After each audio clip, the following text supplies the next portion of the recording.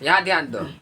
जैसा कि हमने पहले अध्याय में पढ़ा था, प्राक ऐतिहासिक काल, आद्य ऐतिहासिक काल और ऐतिहासिक काल, यानी इतिहास को 3 भागों में जो बांटा गया था। ठीक है, तो प्राक ऐतिहासिक काल के बारे में पढ़ाई हो चुकी थी और आद्य ऐतिहासिक काल में पहला चैप्टर था सिंधु सभ्यता का। ठीक है, ये सिंधु सभ्यता क्या है इसके बारे में जानो।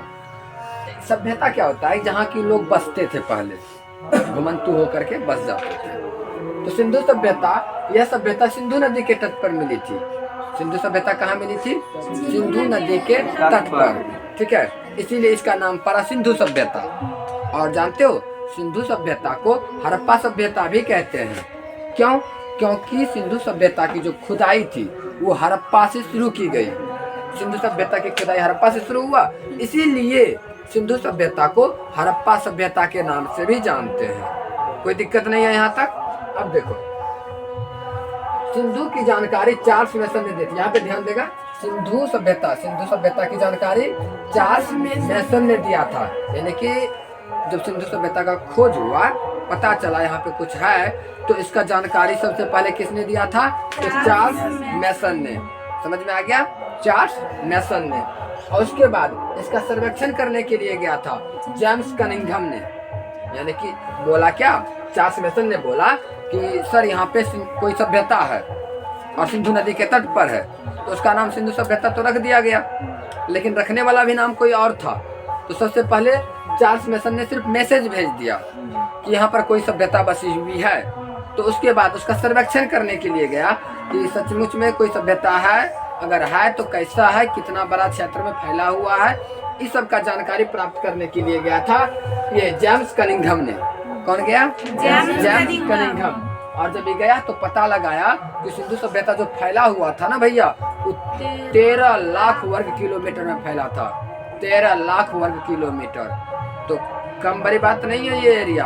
अपना बिहार का अगर क्षेत्रफल पता करो तो 94,163 वर्ग किलोमीटर। 94,163, यानी 1 लाख के लगभग कह सकते हैं, लेकिन है नहीं, है ना।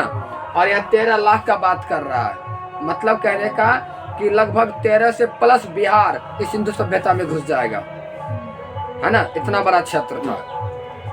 और उसके बाद इसका नामकरण करने के लिए जॉन मार्शल पहुंचे, और जॉन मार्शल सर ने क्या किया? उसका नामकरण किया। देखो, ये सिंधु नदी के तट पर है ना, सिंधु नदी के बगल में बसा हुआ है। वैसे भी याद रखेगा ना, कोई भी सभ्यता नदी के बगल में ही बसा करता था।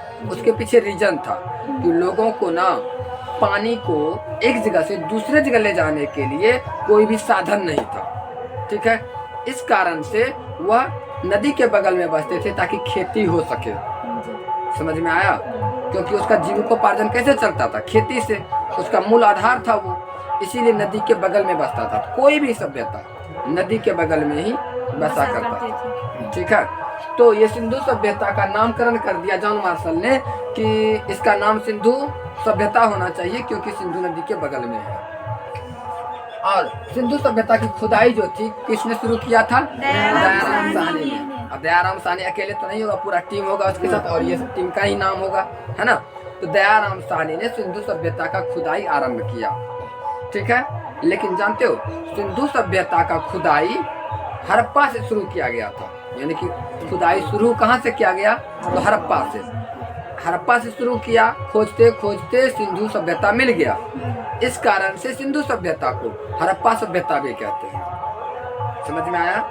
सिंधु सभ्यता को हड़प्पा सभ्यता क्यों कहते हैं? क्योंकि सिंधु नदी जो मिला, सिंधु सभ्यता जो मिला, वो हड़प्पा का खुदाई करने के दौरान मिला था, इसलिए सिंधु सभ्यता को हड़प्पा सभ्यता भी कहते हैं।